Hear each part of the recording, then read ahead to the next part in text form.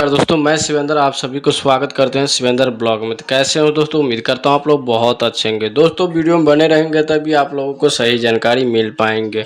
बता दूं कि दोस्तों मतलब फुल बेल पर जो गाना था वो गाना डिलीट हो गया।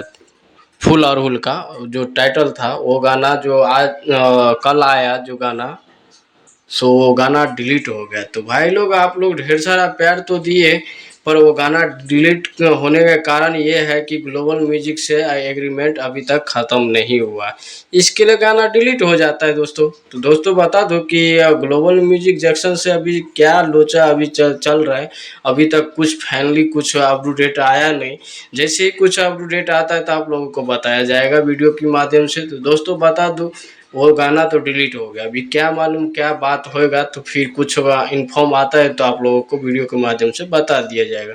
तो दोस्तों आप लोग ऐसे ही देखते रहिए शिवेंद्र ब्लॉग और ढेर सारा प्यार दीजिए और चलते हैं अगले वीडियो में मिलते हैं। तब तक के लिए अपना ख्याल रखें।